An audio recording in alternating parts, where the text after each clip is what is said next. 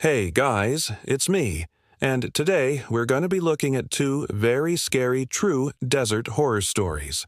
So let's get right into it. Our first story today is known as The Devil's Highway. On June 2005, 24-year-old Ephraim and his 5 friends were getting a bit bored in their hometown of Nogales, Arizona.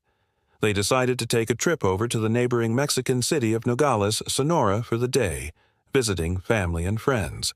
But when they tried to cross the border back into the United States, their fun trip would soon turn into a harrowing fight for survival. They had recently heard about a way to bypass the border security by traveling through an area called the Devil's Highway, a treacherous passage between the towns that was filled with dangerous ravines and required crossing a dry riverbed that was incredibly hot during the day. If you slipped or fell, you could easily break your leg. Since this was such a well-known shortcut, there were also drug smugglers who used it to move their product from one side of the border to another. As a result, it had become somewhat of a battle zone, with police frequently searching the area for smugglers and their product. Despite all these dangers, the group decided to try and cross the border illegally instead of waiting in line for several hours to do it the legal way. When they got to the riverbed, they realized just how hot it was. Ephraim and his friends had never felt anything like it before. The sun beat down mercilessly, and it seemed to amplify in the riverbed, making it almost unbearable. Soon they began to experience symptoms of heat exhaustion and even some hallucinations.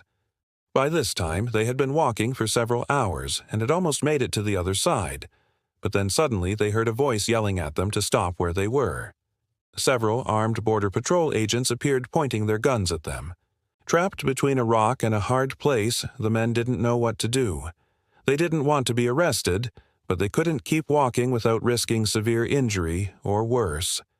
To make things worse, after standing still for so long, the men started to feel their bodies burning from the sun, and some began to faint.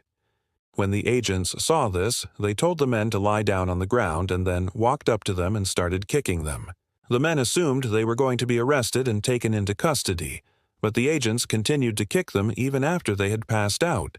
They also threw in tear gas canisters among the men and watched as their eyes burned and they gasped for air. When some of the men tried to stand up and walk away, the agents tackled them and beat them again. The men were eventually loaded onto trucks and driven to a processing center. At first, they thought they would be treated like other undocumented immigrants who had crossed the border illegally and be let off with a warning. But they were soon strip-searched and locked in a room together, still injured and suffering from dehydration and exhaustion.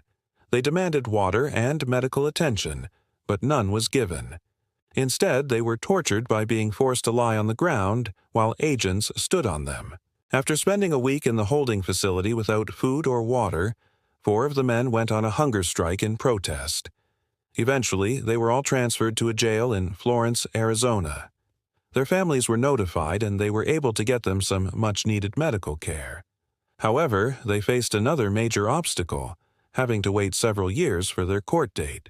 While they waited in jail, their conditions worsened. They suffered from panic attacks and post-traumatic stress disorder, constantly reliving the trauma of their capture. Eventually, they were released and were able to return to Mexico.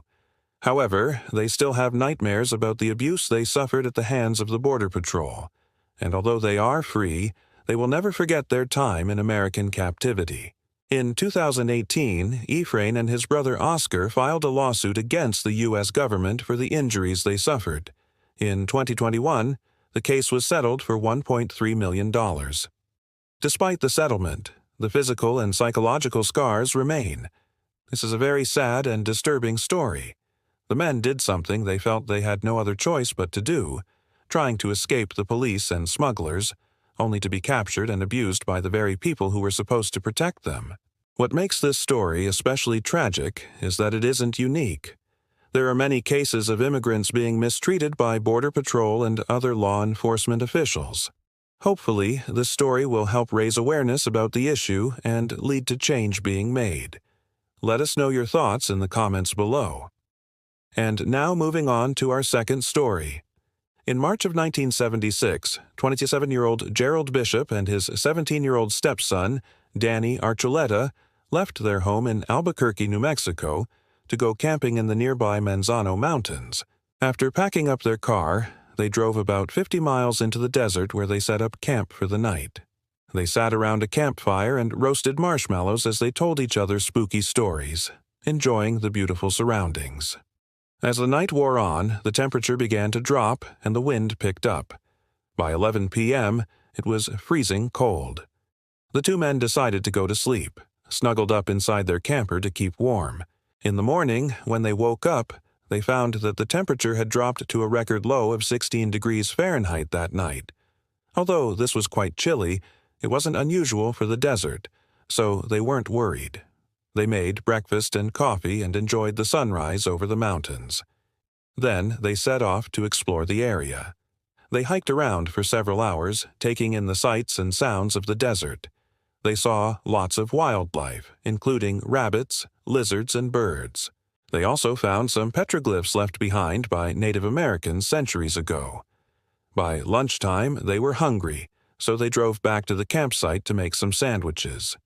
When they opened the camper, they were shocked to see that most of their food had disappeared. All that remained was a note written on a piece of paper that said, "Thanks for the grub." Confused and a bit frightened, they decided to pack up and go home. On the drive back, they stopped at a gas station to use the bathroom and to fill up their car. When the attendant came out from the back, they asked him if he had seen anyone else at their campsite. He said that he hadn't and asked if everything was okay. Gerald explained about the missing food and the note, and the attendant's face suddenly changed. He looked at them suspiciously and said, "You'd better get out of here right now." Terrified, Gerald and Danny sped away from the gas station and drove as fast as they could back to Albuquerque. As they were driving, they could have sworn that they saw the same attendant standing on the side of the road waving at them. When they got home, they told their wives what had happened. They couldn't believe that someone would have trespassed on their campsite and stolen their food. But even more concerning was the strange behavior of the gas station attendant. Was he involved somehow?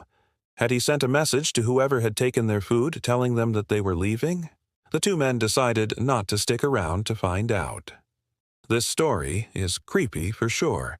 It's amazing how something as simple as a missing food and a strange note could send these campers running in fear for their lives. The behavior of the gas station attendant is also very suspicious.